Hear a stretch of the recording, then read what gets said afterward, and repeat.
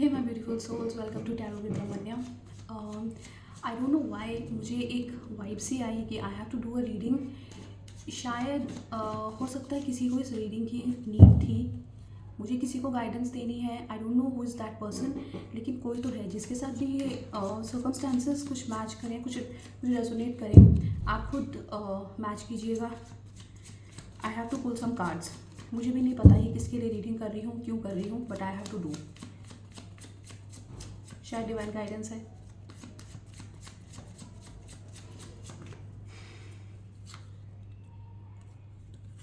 The lovers, justice, queen of swords, okay, and bottom of the deck is 8 of pentacles, okay. जो भी मेरी इस reading को देख रहे हैं, उन पर्सन्स की लाइफ में कोई एक ऐसा पर्सन है जो कि डिवाइन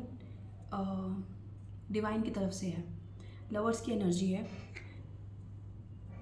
आई थिंक पास्ट में कुछ रिलेशनशिप में कुछ लॉस हुआ था या पर्सन छोड़ कर गया था, who now wants to come back, और आपकी लाइफ में वो जस्टिस करना चाहता है।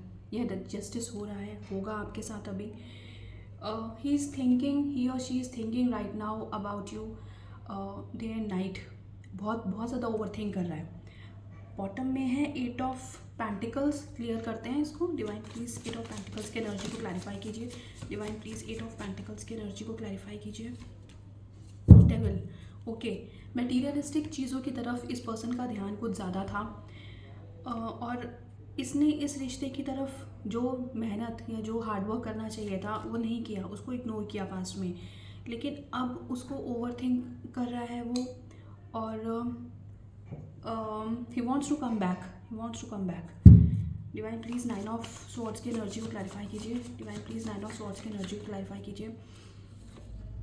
Okay, page of swords. Past में ये पर्सन अचानक से आपकी लाइफ में आया। आपको उसने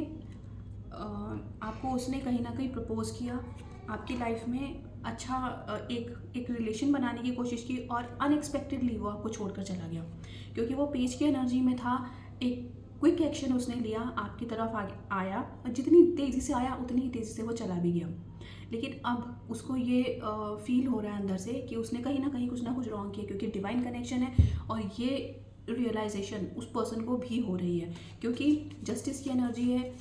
शनिदेव कहीं ना कहीं उसके साथ कुछ, आप लोगों के साथ कुछ न्याय करना चाहते हैं। और क्लैरिफाई करते हैं इसको, आगे क्या होने वाला है। पर्सन बहुत एग्रेसिव है, और इसको बहुत गुस्सा भी आ रहा है कि गुस्से वाली एनर्जी है। शायद इसको अपने पास्ट के खुद के जो भी इसके कर्म रहे उस पर खुद पर गुस्सा आ रहा है कि शायद उसने बहुत गलत कर दिया। लेकिन अब जहाँ पर उसको इक्वल गिव एंड टेक करना चाहिए था, जहाँ उसको देना चाहिए था वहाँ उसने नहीं दिया। क्वाइट पॉसिबल ये पर्सन थर्ड पार्टी में गया होगा, आपको छोड़ के किसी और पर्सन के पास गया, जहाँ इसको ज़्यादा इमोशंस अपने देने चाहिए थे, इसने इक्वली वहाँ पर नहीं दिया। जहाँ इसको नहीं देना चाहिए थे अपने इमोशंस, वहाँ इसने दिए। जहाँ इसको जो इसका डिवाइन कनेक्शन था उसको इस पर्सन ने टोटली इग्नोर किया, वहाँ पर नहीं दिए इसने। पेज ऑफ वॉन्ड। अब आपको वो एक अपॉर्चुनिटी की तरह देख रहा है। अब उसका थॉट है वो यही है कि उसका फोकस अब आपके ऊपर है, क्योंकि उसको रियलाइजेशन है इंटरनली कि उसने आपके साथ अच्छा नहीं किया। और अब वो आपको नाइट की एनर्जी से, पेज की एनर्जी से बेसिकली वो नाइट की एनर्जी में शिफ्ट हो रहा है, और आपको एज एन अपने इमोशंस आपको शो करेगा, और एक कमिटमेंट की तरफ अब ये जाएगा रिलेशन आपका, जो भी रिलेशन है। तो क्लेम कीजिए इस एनर्जी को। एक छोटी सी रीडिंग थी आपके लिए, क्योंकि मेरे मन में आया था, कुछ ऐसा था, मुझे इंट्यूटिवली ऐसा फील हुआ कि मुझे ये रीडिंग करनी है। आई डोंट नो किसको ये चाहिए थी रीडिंग, लेकिन अगर जिसके साथ भी ये करती है मैच, जिसको भी रेजोनेट करती है, please do this, do claim this energy. Thank you.